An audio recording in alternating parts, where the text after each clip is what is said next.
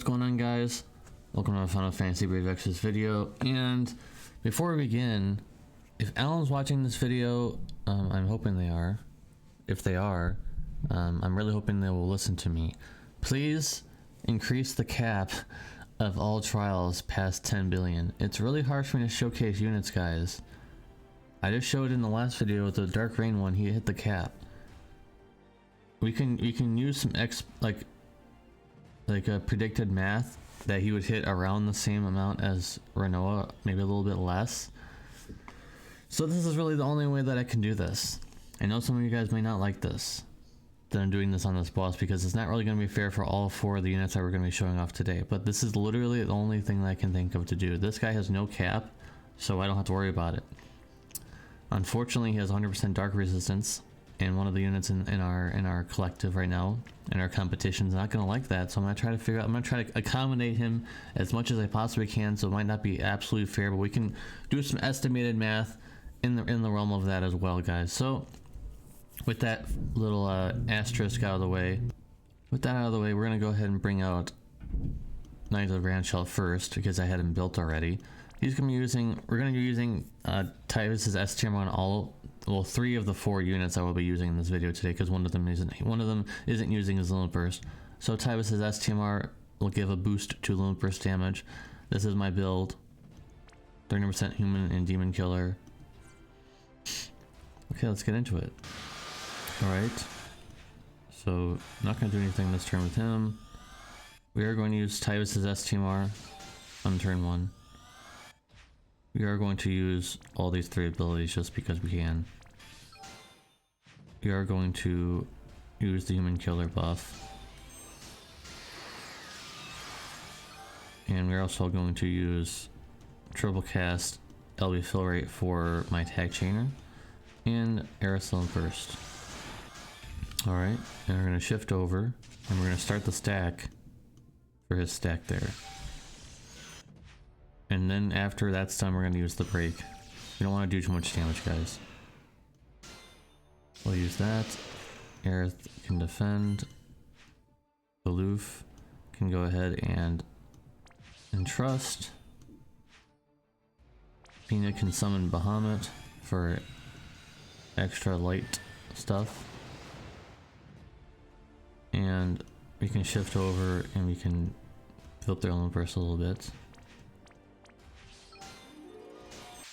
So now we're gonna go ahead and, I don't think they need the whole thing, but we're just gonna make sure. Yeah, they're good. Use the break already. Alright, we're ready to go.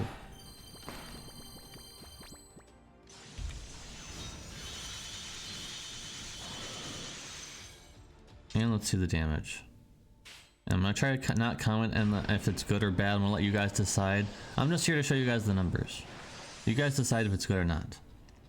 Keep in mind though that there are variances involved. I will say though that I did 8 something in my test run, so I think that was either a variance issue or something. I believe I did 8 here one time, so keep that in mind, guys. There are some variances involved in this video because 3 of our 4 units that we're going to be using are TDH units. So I'm going to try not to comment. I'm not going to try to judge anything here. You guys are the judges. Decide who to save for, who not to save for in this video.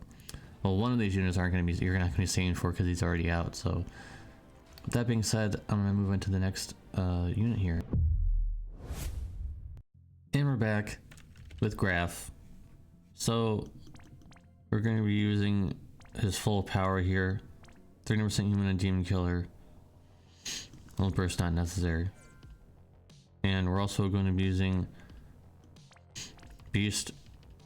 Rage Beast Roar or something like that. I think that's what it's called. It removes stuff from Grahf so that he will not be water and earth imbued. So we're going to be going full power here, guys. We're going to put in the human killer first.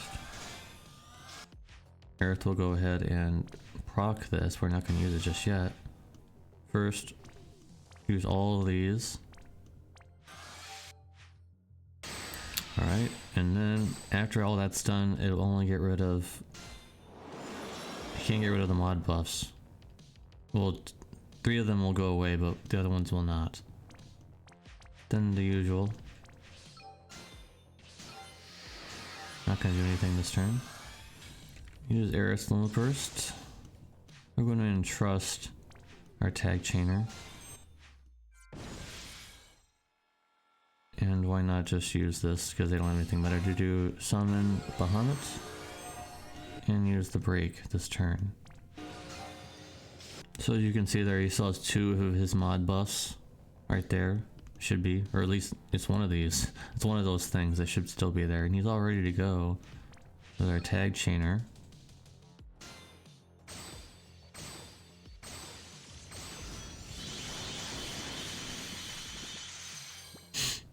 So that should be about on point. There's no variances to complain about this time because he's not using any weapons.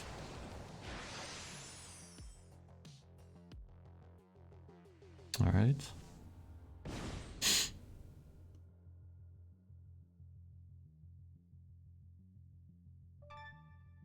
And there's his damage. I may have needed Lightning's ST, or may have needed Tifa's TMR. Maybe it wasn't at 300%, but I mean one of his hits was at 300%. I'm pretty sure the last one was the most important anyways. So there's that. Keep in mind that I don't have Roka on my team, so he probably would have done, technically, if the boss didn't die, he probably would have done 4 billion, give or take. So with that being said, let's move on to the next contestant. Alright, and we're back, and I'm trying to accommodate this next contestant as much as I possibly can. We have Tera, who when crowned can do 30%. Well, I think she's only crowned at 1, but she can do 30% amp, which is stronger than if it rains 25%. So that's something at least. We can't bring the other Fiend along because she does light and view and the dark and light resist, so we're gonna instead bring this along, bring her along, because she also has that with no imbues attached. And Tyvas is extremely hard to gear, by the way. This is extremely annoying, but to put it on his STMR and everything, it requires a lot. I mean, there's a lot here, guys. 300% level burst damage, 300% human and demon killer. Believe me, even though his attack is pretty low, he has everything he needs. So I forgot to equip Ifrit on my run there, so that's alright. So we're gonna go ahead and use all these abilities just because we can. We're gonna go ahead and down here we're gonna go ahead and use 100% light and dark resist, and we're gonna use the killer buff, and nothing else for now. Be a normal attack, I guess. Now we're gonna apply the break, and about it for that.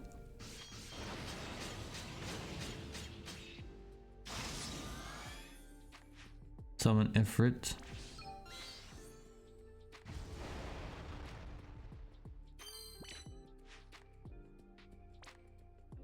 I'll go ahead and fire imbue one of these, this one.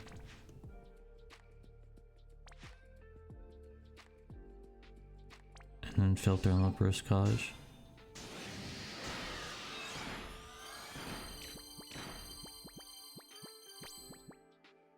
And it's ready to go. Now let's use the other one first. Alright, I think we're ready to go.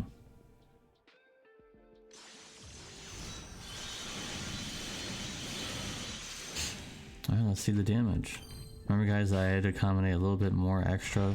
He does have some fire resistance, 50% fire resistance on the enemy, so keep that in mind when you judge him. We had to battle quite a bit gear wise and also elemental resistance wise for the boss, so maybe I could have even brought Rain with me for fire imperil, but I'm trying to be as accommodating as possible. Tyvas is very hard to gear, but he does do good damage when he needs to, and his STMR is top tier in my opinion. So with that being said, let's move on to the final contestant here. Alright, this one's gonna be the most difficult. At least it's at least we already know how strong he is, but I'm still gonna put him in here because he's still one of the top damage dealers as a finisher. So he will be in here just for you guys who already have Sephiroth. But I had to accommodate him the absolute most because of needing dark imperil because this guy's 100% dark resist. So that being said, this is my Sephiroth build here.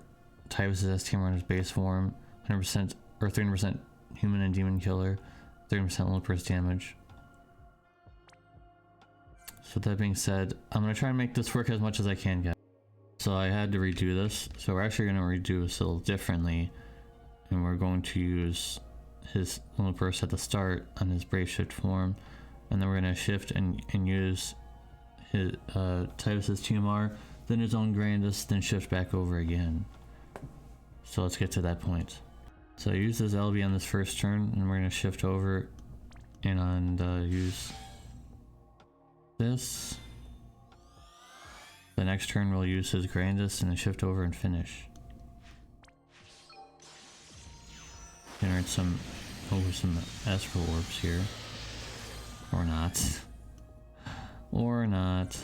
That's alright.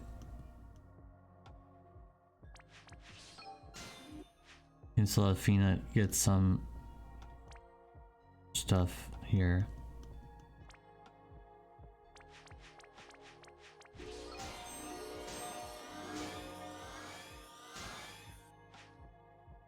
Break's already been applied. Alright, I think we're ready to go. So let's go.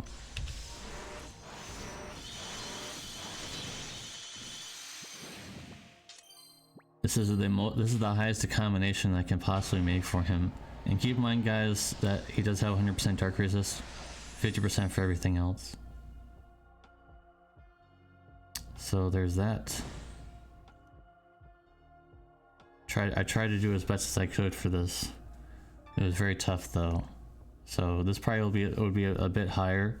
I would imagine this would probably be like 2 if he only had 50% dark resist for himself.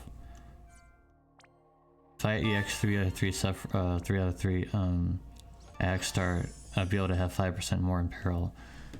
But that's about it, guys. That's what we need for the video. I wish I could fight a boss that has 0% resistances for everything, so it'd be easy. It would be completely down the line, completely fair.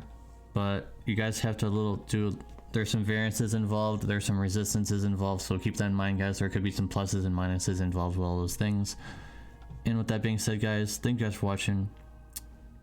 Appreciate ya, and hope to see you in the next video. Peace.